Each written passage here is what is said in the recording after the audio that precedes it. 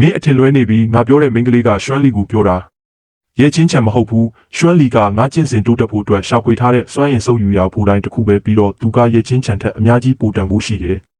မင်းရဲ့လှည့်စားမှုကိုငါခံလိုက်ရတာပဲအစကတည်းကသာမင်းအကျိုးအကြောင်းရှင်းရှင်းလင်းလင်းပြောခဲ့ရင်ငါဘယ်တော့မှသဘောတူမှာမဟုတ်ဘူးအကိုပြောတော့ငါရှုံးနေမှုကိုအရှုံးပေးအတိမတ်ပြုပါတယ်မင်းဆန္ဒရှိတဲ့အတိုင်းပေါ်ရွှမ်းလီကိုလှုပ်ပေးလိုက်ပါကျေးဇူးတင်ပါတယ်မင်းကျေးဇူးတင်စောလုံးသေးတယ်လောက်ဝက်ကြတဲ့အခါငါလူတွေကိုဥဆောင်ပြီးတန်လျက်ခိုင်းကိုတွားရောက်သိမ့်ပိုက်မယ်ငါစကားနားထောင်တဲ့သူကကြီးပွားချမ်းသာပြီးငါကိုစန့်ကျင်တဲ့သူကတော့ပျက်စီးရလိမ့်မယ်မင်းသာရှုံးနေခဲ့ရင်ရွှမ်းလီကငါအပိုင်ပဲဖြစ်နေဦးမှာပဲဟွန်းမင်းကိုငါစောင့်နေမယ်ရဲချင်းချံအခုတော့ငါတို့ကြားကအကောင့်ဟောင်းတွေကိုရှင်းရမယ့်အချိန်ရောက်ပြီရဲချင်းချံငါတို့ကြားကစိတ်ဆက်ကြောင်းလမ်းမှုကိုဖျက်သိမ်းလိုက်ပြီဘာဖြစ်လို့လဲဟင်မင်းကဘာဖြစ်လို့ရဲချင်းချံကိုမရွေးချယ်တာလဲသူကအကျိုးမျက်နှောက်ပဲလိုက်တဲ့သူ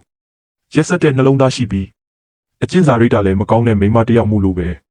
အကိုရဲ့သူ့ရဲ့ရှောက်ပြောနေတဲ့စကားတွေကိုနားမထောင်ပါနဲ့သူကစိတ်သဘောထားသေးသိမ့်ပြီးနှလုံးသားကလည်းရုပ်မှပတ်ဆက်တတ်သူပ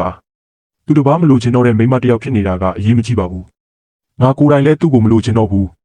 မင်းဆက်လုပ်နိုင်ပါတယ်မင်းမေးချင်တာမှန်သမျှမေးနိုင်ပါတယ်အရေးမကြီးတော့ပါဘူးအဖြေကိုသိနေရလဲဘာမှအတိတ်ပဲမရှိတော့ဘူးဘာဖြစ်လို့လဲဆိုတော့ရဲချင်းချံဟာတေကိုတေရမှာမို့လို့ပဲအာဟွန်းသူတော်တော်လေးမြင်ပြေးသွားတာပဲဒီပွဲတော့ပြီးသွားပြီးနတ်ပုံလောကထဲမှာရှင်ပြိုင်တိုက်ခိုက်နိုင်တဲ့သူတယောက်မှမရှိတော့ဘူးလားမင်းတို့ရဲ့ရှမ်းကြံ့ခိုင်းကငါရဲ့ရိုက်နှက်ဆုံးမမှုကိုခံနိုင်ရရှိလိမ့်မယ်လို့မျှော်လင့်ပါတယ်မင်းတို့ကိုခေတ်ကိုခါမှာလွှမ်းမိုးနိုင်တဲ့ပါရမီရှင်တယောက်အနေနဲ့လိတ်လိုကောင်းမရှုထားပါနဲ့လောက်ဝက်ကြတဲ့အခါမင်းကိုငါစောင့်နေမယ်အဖေသတိထားရမယ်နော်ရဲချင်းချံကအဖေကိုအစိတ်ခတ်ခဲ့တာသူကဒါကိုသူ့ဆရာနဲ့နေမင်းနန်းတော်ကလူတွေအားလုံးစီကနေဖုံးကွယ်ထားနိုင်ခဲ့တဲ့ဒါကိုကြည့်ရင်သူကရက်ဆက်တဲ့ယုံနေမကပဲ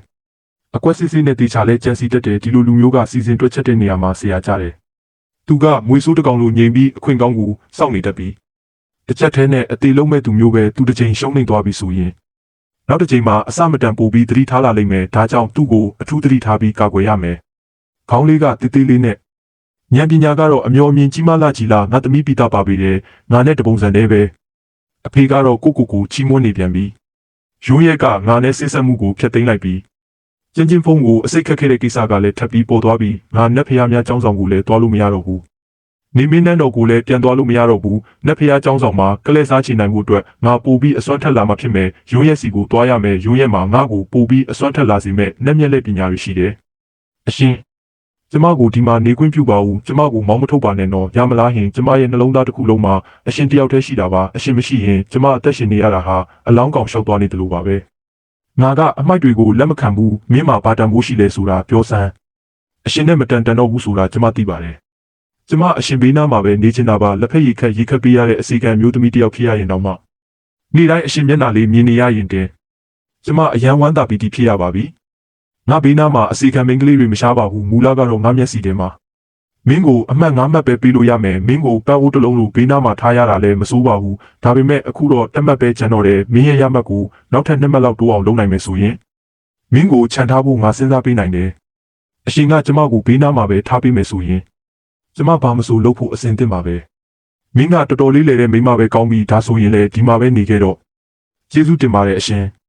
်မင်းကတမတ်ပဲရသေးတာပြီးတော့ဒါကကိုပို့ပြီးအောက်ကျရုံနှိမ့်စေတာပဲဒါပေမဲ့အောက်ခြေကြရခြင်းရဲ့ကောင်းကျိုးတွေလည်းရှိပါတယ်ဒါဆိုရင်တော့ငါဘေးနားမှာပဲနေတော့အစိတ်လူးထားတဲ့ဓာတ်မြောင်တလက်လူမျိုးပေါ့ကြည်စမ်းဟိုရှိကတန်လျက်ကိုင်းပဲအာမင်းရဲ့ဦးလေးတွေကနတ်ဖျားကျင့်စဉ်ကြင်ကြံခြင်းနဲ့ပဲအလုရှုံနေကြတာခိုင်းကိုစီမံအုပ်ချုပ်ဖို့အချိန်နဲ့စိတ်ကူးသိမ့်မရှိကြဘူးအချိန်ကြာလာတာနဲ့အမျှခိုင်းကပျက်စီးဆုပ်ယုပ်လာခဲ့ရတယ်ဒီစိမ့်လန်းတဲ့ဝါပင်တွေရှိတဲ့တောင်ထိပ်ကိုဝါတန်ရဲ့တောင်ထိပ်လို့ခေါ်တယ်ဟိုရှိကအဆောက်အဦကတော့ဂိုင်းချုံနှန်းဆောင်ပဲအားလုံးကမင်းကိုစောင့်နေကြတာဆရာတပည့်ပြန်ရောက်ပါပြီမင်းပြန်လာတတ်သေးတာပဲဒီဘက်ကိုလာခဲ့ငါနဲ့မိတ်ဆက်ပေးမယ်ဒီကျင်နာတတ်တဲ့ပုံစံရှိတဲ့အဖိုးအိုကတော့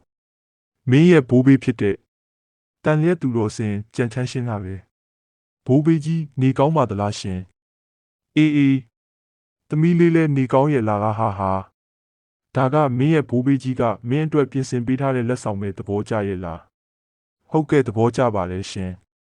အပေါ်ကိုတက်ပြီးစီးကြည့်လိုက်ဦးလေးမင်းရဲ့စိတ်အာယုံနဲ့တင်သူ့ကိုထိန်းချုပ်မောင်းနှင်လို့ရတယ်။နတ်သမီးတွေတောင်မင်းနောက်ကိုမိအောင်လိုက်နိုင်မှာမဟုတ်ဘူး။မြ мян စမ်းကြည့်လိုက်ပါ။ဘိုးဘေးကြီးသမီးလဲဘိုးဘေးကြီးအတွက်လက်ဆောင်ပြင်ဆင်ထားပါတယ်ရှင်။ဟာဟာဟာဘိုးဘေးကြီးအရန်သဘောကျတာပဲသမီးလေးရှောင်းချမ်းရွက်ကိုကျေးဇူးတင်ပါတယ်